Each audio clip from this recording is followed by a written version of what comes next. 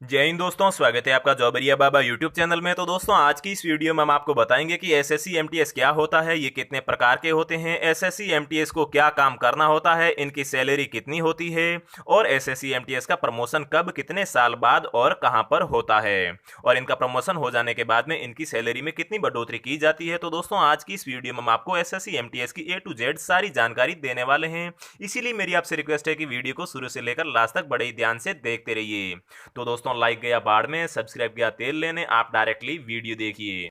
तो फ्रेंड्स, सबसे पहले बात कर लेते हैं कि एसएससी एमटीएस कितने प्रकार के होते हैं। तो दोस्तों, एसएससी एमटीएस दो प्रकार के होते हैं, पहला ग्रुप सी वाली पोस्ट और दूसरी ग्रुप डी वाली पोस्ट। तो दोस्तों, जो ग्रुप सी वाली पोस्ट है ये थोड़े हाई लेवल की पोस्ट है और ग्रुप डी वाली जो पोस्ट है ये थोड़ी से लो लेवल की पोस्ट है। तो दोस्तों, अगर आपके यहाँ पर मार्क्स ग्रुप सी वाली पोस्ट के बराबर आ जाते हैं तो दोस्तों आपको ग्रुप सी की पोस्ट दी जाती है, जिसमें कस्टम डिपार्टमेंट आते हैं, इनकम टैक्स डिपार्टमेंट आते हैं। और जैसा कि आप सब लोग जानते हैं कि कस्टम डिपार्टमेंट और इनकम टैक्स डिपार्टमेंट काफी रेस्पेक्टेड डिपार्टमेंट माने जाते हैं। और अगर आपका यहाँ पर एसएससी एमटीएस में सिलेक्शन भी हो जाता है लेकिन कम मार्क्स से सिलेक्शन होता है तो दोस्तों आपको यहाँ पर ग्रुप डी की पोस्ट दी जाती है, जो उस स्टेट में एनी अदर डिपार्टमेंट या फिर मिनिस्ट्रीज होती है उसमें आपको जॉब पर लगा दिया जाता है। तो दोस्तों, यहाँ पर ग्रुप सी की जो सैलरी होती है वो सैलरी भी अलग होती है और उनका जो काम होता है वो भी अलग होता है। तो दोस्तों, ये सारी जानकारी आगे हम इस वीडियो में आपको देने वाले हैं। तो फ्रेंड, जैसा कि आप लोग जानते हैं कि जब आपने यहाँ पर एसएससी एमटीएस का फॉर्म फिल किया था तो आपसे यहाँ पर स्टेट की प्रेफरेंस मांगी गई थी। मान लीजिए आपने यहाँ पर 3 स्टेट की प्रेफरेंस डाल दी है, तो आपका अगर यहाँ पर सिलेक्शन हो जाता है तो आपको इन 3 में से जो भी आपकी फर्स्ट प्रेफरेंस होगी उस हिसाब से आपको उस स्टेट में जॉब दे दी जाएगी, अगर आपने उस स्टेट की कट ऑफ में अपने मार्क्स लाए हैं तो। लेकिन अगर किसी कैंडिडेट्स ने यहाँ पर सभी के सभी स्टेट को पोस्ट प्रेफरेंस, सॉरी दोस्तों, प्रेफरेंस में ऐड किया है, तो अगर 29 स्टेट या फिर जो भी यूटीआई वगैरह सब जोड़ के जितने भी स्टेट या फिर यूटीआई होते हैं उनकी कट ऑफ में अगर कहीं पर भी उसका मार्क्स आ जाता है तो उसको उस स्टेट में जॉब दे दी जाती है। और दोस्तों, अगर उसके मार्क्स ज्यादा होते हैं तो उसे ग्रुप सी की पोस्ट दी जाती है और उसके अगर मार्क्स कम होते हैं तो उसे ग्रुप डी की पोस्ट दी जाती है। तो फ्रेंड्स, ग्रुप सी और ग्रुप डी के अलग अलग काम और इनके सैलरी के बारे में बाद में बात करेंगे। पहले हम बात कर लेते हैं कि एसएससी एमटीएस का क्या काम होता है। तो दोस्तों, सबसे पहला काम होता है physical maintenance of record section. तो दोस्तों, जो भी आपको डिपार्टमेंट या फिर जिस भी ऑफिस में आपकी यहाँ पर जॉब लगती है तो उसके जो भी वहां पर रिकॉर्ड सेक्शन होते हैं उसको आपको फिजिकली मेंटेन करना होगा। जैसे कि कोई फाइल्स है तो उन फाइल्स को साफ सफाई करनी होगी और उन्हें सही जगह पर एस्टेब्लिश करना होगा। फिर है दोस्तों general cleaning and upkeep of section. तो दोस्तों, जो भी सेक्शन होते हैं वहां पर उन सेक्शन की आपको वहां पर साफ सफाई और रखरखाव करना होगा। फिर carrying of files and other papers, मतलब कि जो भी आपके वहां पर ऊपर ऑफिसर होते हैं, हायर अथॉरिटीज होती है, वो आपको जो भी काम देते हैं, जैसे कि कोई फाइल लाने को बोलते हैं तो आपको वो लाना होगा, या फिर कोई अदर पेपर लाने को बोलते हैं तो वो भी आपको लाना होगा। अगर ऑफिस के अंदर ही लाना होगा, इनसाइड वर्क होगा तो आपको इनसाइड वर्क करना होगा, आउटसाइड होगा तो आपको आउटसाइड जाकर भी ये फाइल्स या फिर पेपर लाने पड़ सकते हैं। फिर है दोस्तों फोटोकॉपिंग, सेंडिंग फैक्स ईटीसी, मतलब कि अगर वहां पर फोटोकॉपी की कोई जरूरत होती है तो फोटोकॉपी का भी काम आपका ही होगा, और किसी को फैक्स सेंड करना है तो वो भी काम आपका होगा। मतलब कि आपकी हायर अथॉरिटीज या फिर आपके हायर ऑफिसर्स आपको जो भी यहां पर काम देते हैं वो काम आपको यहां पर बड़ी ईमानदारी से करना होगा। फिर है दोस्तों other non clerical work in section, मतलब कि यहाँ पर नॉन क्लरिकल जितने भी वर्क्स होते हैं वो अगर आपकी हाई अथॉरिटी आपको बोलती है तो आपको वो भी करने पड़ सकते हैं। फिर है डिलीवरिंग ऑफ डाक। तो दोस्तों, जो डाक होती है ये भी आपको डिलीवर करनी पड़ सकती है इनसाइड एंड आउटसाइड, मतलब कि डिपार्टमेंटल के अंदर भी अगर आपको पार्सल करने को बोला जाए डाक को तो वो भी आपको करनी पड़ सकती है, या फिर आउटसाइड कहीं दूसरे डिपार्टमेंट में जाकर आपको सेंड करने को बोला जाता है तो आपको डाक वहां पर भी सेंड करनी पड़ सकती है। फिर है दोस्तों वॉच एंड वार्ड ड्यूटी, मतलब कि दोस्तों यहाँ पर आपको वॉचमैन या फिर जो भी आपके गार्ड की ड्यूटी होती है वो भी आपसे करवाई जा सकती है। लगभग देखा जाता है कि ये काम लगभग सभी ऑफिसेज में होता है। अगर वहां पर गार्ड की सही से व्यवस्था नहीं होती है तो आपको गेट पर गार्ड की ड्यूटी पर भी लगाया जा सकता है और वॉचमैन की भी ड्यूटी पर आपको यहाँ पर लगाया जा सकता है। फिर है cleaning of rooms, furnitures etc, मतलब कि आपको यहाँ पर जो भी ऑफिस में या फिर जिस भी डिपार्टमेंट में जो भी रूम होते हैं या फिर जो भी फर्नीचर्स होते हैं, जैसे कुर्सी टेबल्स होते हैं, उनको भी आपको रखरखाव करना होगा और उनकी भी आपको समय समय पर सफाई करनी होगी। और दोस्तों, हो सकता है कभी कभी आपको यहाँ पर झाड़ू पोछे भी करने पड़ सकते हैं। लेकिन दोस्तों, अगर यहाँ पर ग्रुप सी की पोस्ट है तो जिसमें आपके ग्रुप सी में चपरासी आते हैं, वॉचमैन आते हैं, माली आते हैं, ड्राइवर आते हैं, ये सब आपके ग्रुप सी में आते हैं। और दोस्तों, जो ग्रुप डी की पोस्ट है सॉरी दोस्तों, ये सभी आपके ग्रुप डी में आते हैं। और जो ग्रुप सी की पोस्ट होती है इसमें आपको ऑफिस में काम पर लगाया जाता है, और जिस भी डिपार्टमेंट में लगाया जाता है वो डिपार्टमेंट काफ़ी हाई लेवल का होता है।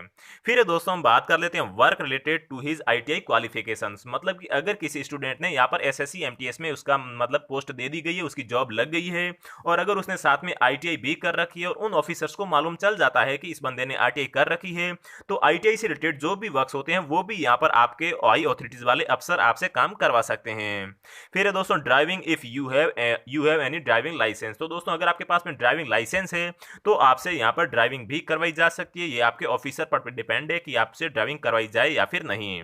फिर है upkeep of parks, loans and potted plants. मतलब कि आपके जो भी वहां पर पार्क्स होते हैं या फिर जिस ऑफिस में जो भी लॉन होता है या पोटेड प्लांट्स होते हैं तो उनका रखरखाव भी आपको करना पड़ सकता है। मतलब कि आपको माली का काम भी आपसे यहाँ पर करवाया जा सकता है। फिर है दोस्तों any other works assign by superior authority. मतलब कि आपके सुपीरियर अथॉरिटी या फिर सुपीरियर जो भी आपके ऑफिसर होते हैं उनके द्वारा जो भी आपको काम कहा जाता है वो सारे काम आपको यहाँ पर बड़ी ईमानदारी से करने होंगे। आप उनके काम को कभी भी ना नहीं कर सकते, क्योंकि आप सिर्फ उन्हीं के लिए असिस्टेंट की तरह काम करते हैं, उन्हीं के आगे आप काम करते हैं। फिर दोस्तों बात कर लेते हैं कि ग्रुप सी की यहाँ पर सैलरी कितनी होती है, ग्रुप डी की सैलरी कितनी होती है और इनमें कौन कौन सी पोस्ट आती है। तो दोस्तों पहले भी मैंने आपको बताया था कि जो ग्रुप सी की पोस्ट है ये थोड़ी हाई लेवल की पोस्ट है और ग्रुप डी की जो पोस्ट है ये थोड़ी लो लेवल की पोस्ट है। तो दोस्तों ग्रुप डी में यहाँ पर चपरासी भी आते हैं, प्योन भी आते हैं, साथ ही में माली भी आ जाता है और ड्राइवर्स भी यहाँ पर ग्रुप डी में माने जाते हैं। इस प्रकार से जो पोस्टें होती है वो ग्रुप डी में मानी जाती है। और ग्रुप सी में जो ऑफिस बॉय होते हैं, जो ऑफिस के काम दिए जाते हैं, जो क्लरिकल काम होते हैं वो यहाँ पर दे दिए जाते हैं। और इनकम टैक्स या फिर कस्टम डिपार्टमेंट में इन ग्रुप सी वालों की ड्यूटी लगाई जाती है, जो काफी हायर डिपार्टमेंट या फिर रेस्पेक्टेड डिपार्टमेंट माने जाते हैं। तो दोस्तों अब बात कर लेते हैं इनकी सैलरी की, इनकी सैलरी में कितना फर्क होता है। तो दोस्तों पहले ग्रुप डी की सैलरी की बात कर लेते हैं।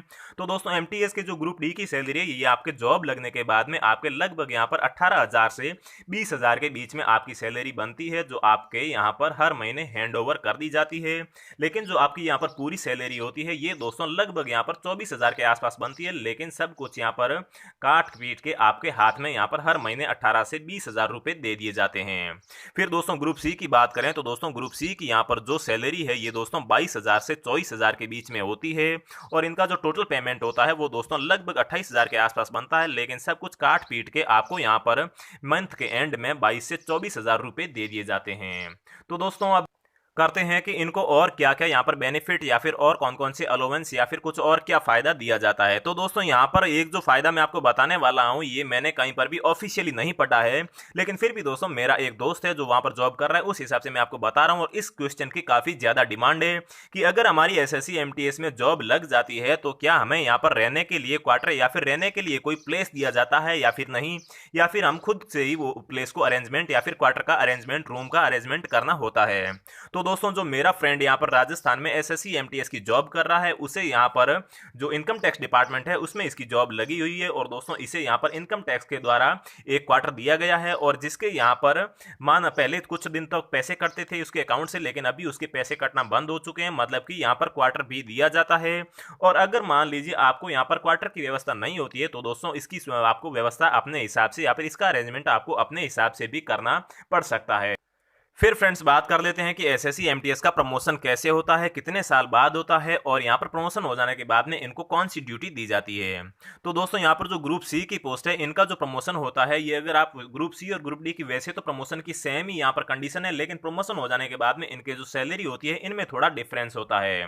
तो दोस्तों सबसे पहले जो एसएससी एमटीएस होता है अगर ये 5 से 6 साल तक यहाँ पर जॉब कर लेते हैं और अपने जो हायर अथॉरिटी होती है या फिर जो अपने ऊपर के अफसर होते हैं या फिर जो भी पूरे ऑफिस में जो भी अफसर लोग होते हैं उनसे अगर सही तालमेल बना के रखते हैं तो दोस्तों आपको यहाँ पर 5 से 6 साल की जॉब करने के बाद में आपको यहाँ पर प्रमोट कर दिया जाता है, चाहे आप ग्रुप सी के हो या फिर ग्रुप डी के हो। तो दोस्तों इस प्रकार से 5-6 साल की जॉब के बाद में आपको यहाँ पर प्रमोट कर दिया जाता है। ये कम से कम मैं बता रहा हूँ, ज्यादा से ज्यादा 10 साल तक हो सकता है, लेकिन ज्यादातर देखा जाता है जहां तक 5 से 6 साल में ही यहाँ पर एसएससी एमटीएस को यहाँ पर प्रमोट कर दिया जाता है। और दोस्तों यहाँ पर जब ग्रुप डी वालों को प्रमोट किया जाता है तो दोस्तों यहाँ पर इनकी सैलरी 18 से बढ़ाकर यहाँ पर लगभग 22 से 23,000 कर दी जाती है।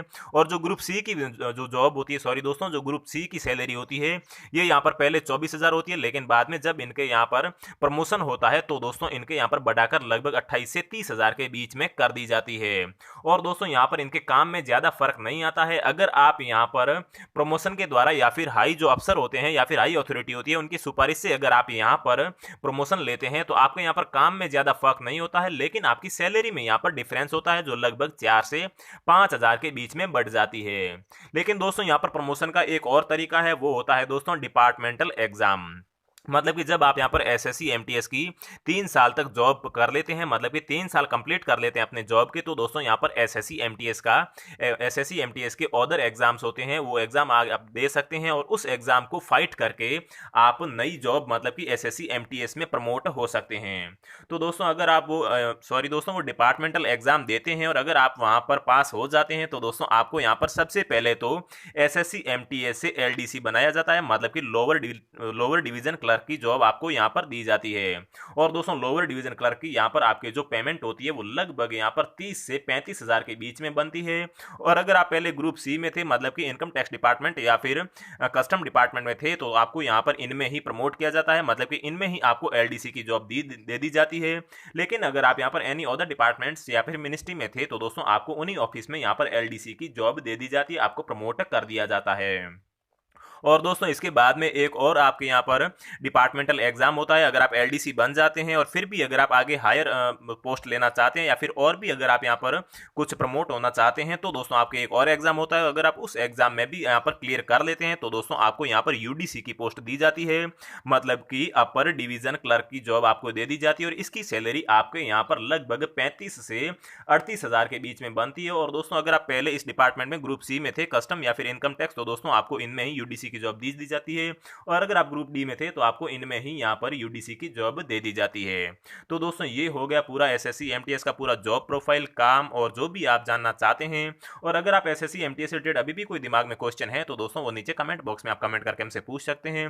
जितना जल्दी हो सकेगा हम आपके कमेंट का रिप्लाई जरूर करेंगे। जय हिंद, वंदे मातरम।